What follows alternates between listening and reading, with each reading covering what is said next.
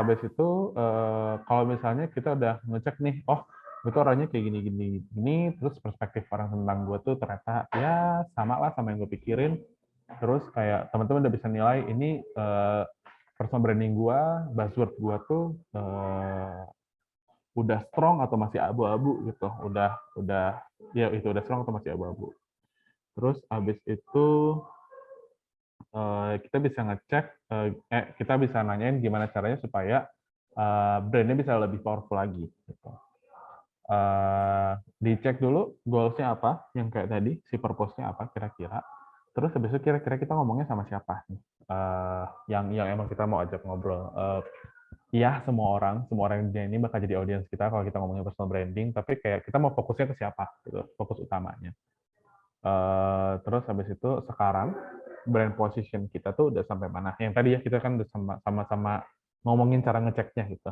Ngeceknya mah belum tahu, ini udah dicek atau belum. Tapi kayak pasti kita omong kita udah ekspektasi aku kebayang gitu. Oh ini cara ngeceknya. Current brand positionnya kayak gimana?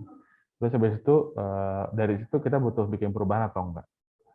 Kalau misalnya udah bagus ngapain ganti-ganti itu kan sebenarnya. Jadi kayak don't stress, ya dijalan aja. Kalau misalnya memang belum berubah target audiensnya nggak apa-apa. Nah itu goals-nya apa, target audiensnya siapa, sekarang posisi brandnya gimana, terus harus ada yang dirubah atau enggak. Oke, gimana cara nge-adjust-nya? Kalau misalnya memang harus ada yang dirubah, ada 3 gap yang harus diisi: edukasi, experience, sama relationship atau network. Sekarang ini memang mungkin tidak semua perusahaan butuh teman-teman jadi S2. Nggak semua perusahaan butuh teman-teman punya sertifikat A, B, C, D, E, F gitu. Cuman kalau misalnya teman-teman punya, jelas orang akan berpikiran, jelas orang akan menimbang-nimbang gitu lah. Nggak berarti jadi lebih baik juga ya. Cuman kayak, oh ini orang ngerti nih sama A, gue bisa ngomong kayak gini-gini sama dia kayak gitu. Jadi si edukasi ini tuh penting nggak penting sebenarnya. Tapi kalau misalnya teman-teman ngomongin di pemerintah, atau misalnya kita mau jadi speaker di mana, atau misalnya mau jadi pembicara-pembicara itu, edukasi biasanya lumayan jadi penting karena apa ya? Jadi background kenapa lo bisa ngomong A, B, C? Oh, karena lo ada edukasinya. Gitu. Selain edukasi, experience. Nah, yang walaupun menurut gua sama-sama penting ya, cuman di dunia sekarang experience akan jauh lebih penting daripada si edukasinya. Teman-teman pernah punya portfolio sejauh apa? Kalau misalnya kira-kira belum, walaupun portfolionya banyak, tapi belum apa ya, tapi tidak didokumentasikan dengan baik juga agak susah gitu kan. Jadi kayak ya experience-nya harus dijaga. Kalau misalnya kurang bisa ikutan project, pro bono, itu bisa banyak banget. Atau misalnya ya cari kerjaan yang lebih seru gitu. Atau ya itu passion project dibanyakin buat ngelengkapin si experience-nya. Terus gaps-nya juga si relationship. Ya ya memang akan butuh gitu kan si relationship ini buat di-adjust. Teman-teman harus temenan sama siapa, terus habis itu network-nya bakal kayak gimana. Bahkan sekarang udah ada yang namanya network worth gitu kan. Jadi kayak ya mungkin bisa dicek juga. Oke, mungkin yang buat relationships, nambahin dikit paling ngomongin pernah dengar pansos paling ya pasti ya. Menurut gua pansos tuh nggak apa-apa selama teman-teman kalau di tangga itu nggak cuma teman-teman doang. Misalnya nih kan Mas Diki orangnya kayak populer banget, berpengalaman banget gitu kan. Mas Diki kenal sama semua orang di dunia ini gitu. Terus gue mau pansos nih ke Mas Diki kayak gitu. Ya nggak apa-apa, make it clear. Nggak ada aturannya. Tapi kalau gue biasanya gue make it clear kayak gitu. Kayak gue temenan segala macam. Terus kalau misalnya lagi ada acara public macam, kayak gue bakal bilang kayak, pasti pansos sedikit kali ya main sini yuk gitu. Gue sih sejujur itu ya gitu. Tapi ya mungkin karena pembawaannya temenan aja kayak gitu. Kalau misalnya teman-teman tiba-tiba ke orang nggak dikenal gitu kan, tiba-tiba, gue mau pansos sama lo dong. Ya mungkin agak beda ya jadinya treatmentnya. Tapi kayak kalau gue sih gue bakal bilang itu to receive-nya, to give-nya. Nah kalau ada orang mau pansos sama gue, ya gue juga pasti ngasih gitu. Again harus sadar kalau misalnya di tangga sosial ini tuh nggak cuma teman-teman doang yang hidup gitu, ada banyak juga yang memang harus menjalani si tangga-tangga sosial ini. Jadi kalau misalnya teman-teman terbantu oleh teman yang lebih populer, terbantu oleh teman-teman yang lebih powerful kayak gitu, ya pada akhirnya teman-teman juga harus punya empati lah buat ngebantuin teman-teman yang ada masih di bawah kalian tangganya gitu. Jadi kayak ya sama-sama naik bareng lah.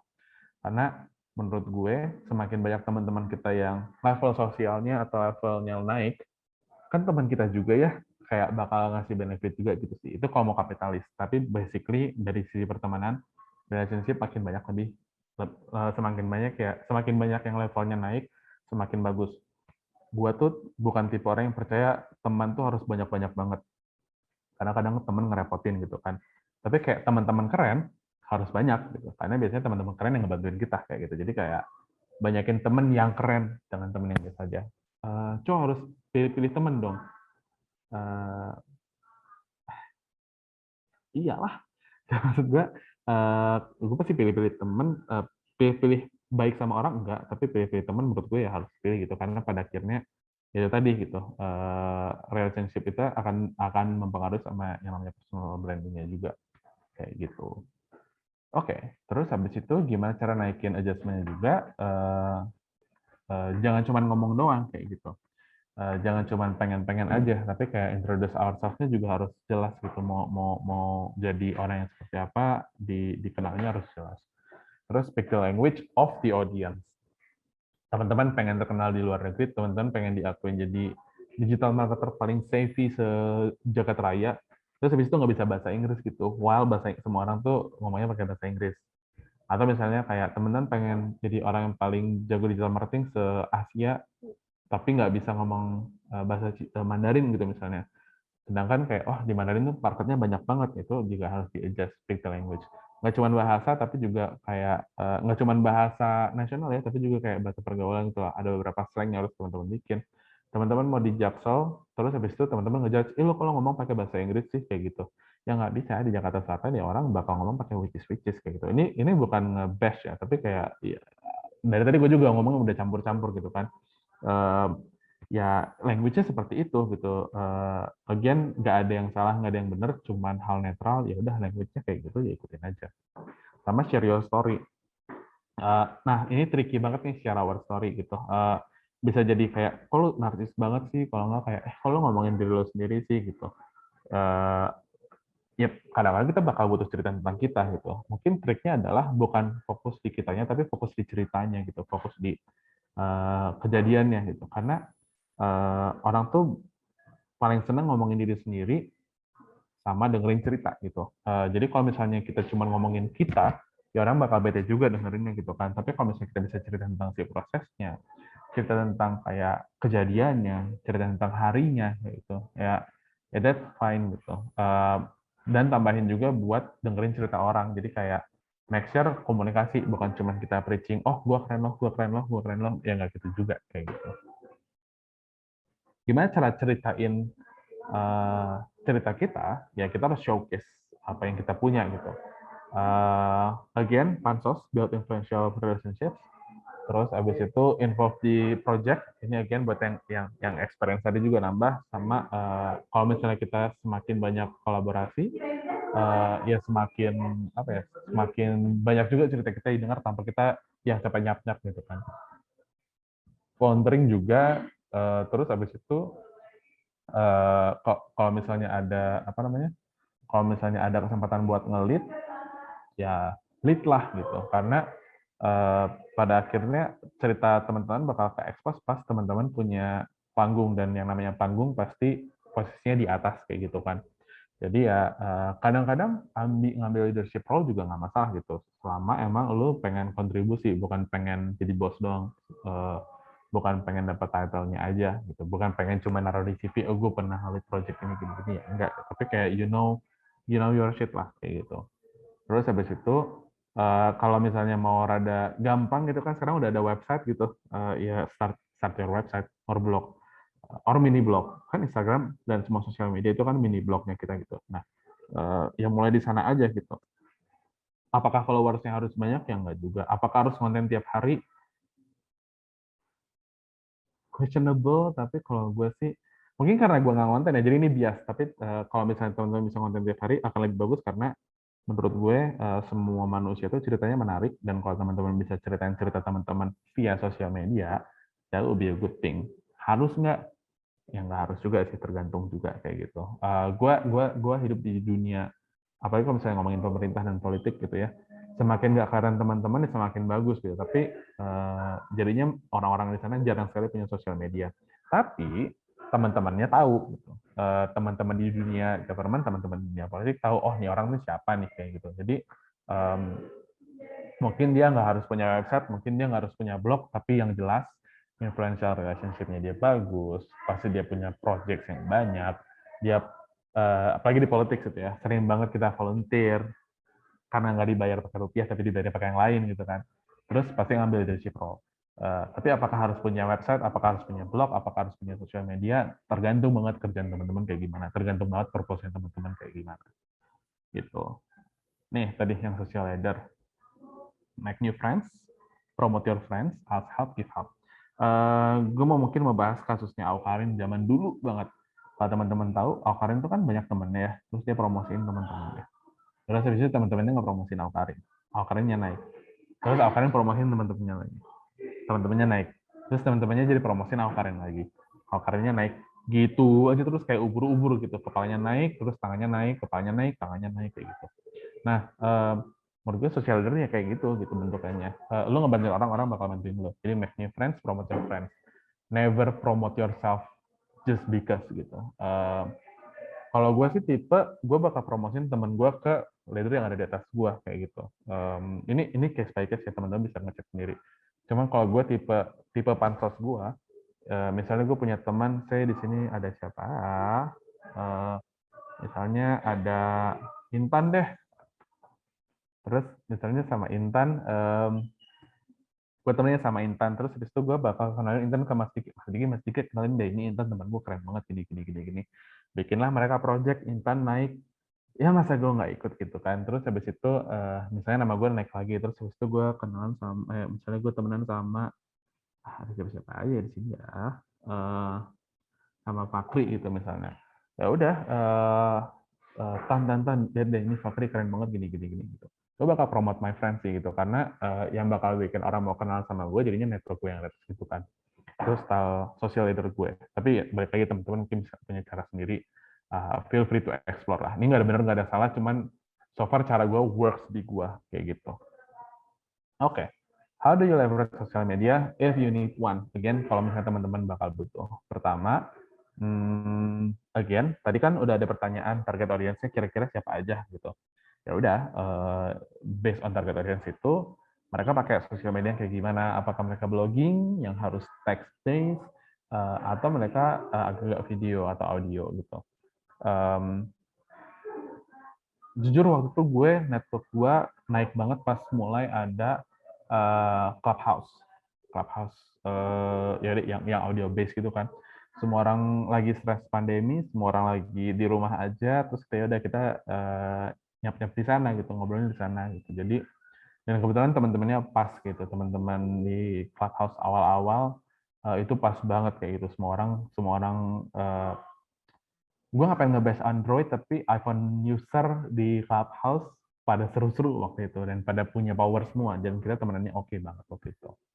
Jadi ya mungkin yang aneh-aneh juga bisa di Discord atau misalnya cloud surfing juga bahkan bisa jadi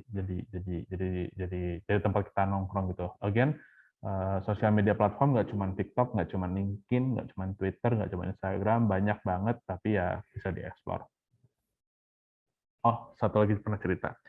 Ada, gue lupa namanya tapi ada banget yang terkenal di slide share karena dia nge-share slide-nya banyak banget dan bagus-bagus kayak gitu. Dan dia akhirnya jadi seorang yang dirujuk untuk ngomongin cara bikin slides kayak gimana. Itu bisa jadi kayak gitu juga kan, jadi kayak bisa dimanapun. Oke, terus habis itu gimana cara nge-establish value-nya kita? Sorry. Oke. Pertama, bidirectional itu artinya ya jangan cuma satu arah kita ngomong terus ya dengerin juga kayak gitu kan. Jadi directionnya ya dua arah. Terus habis itu kita punya offer apa nih gitu, kontennya kita atau yang kita kurasi.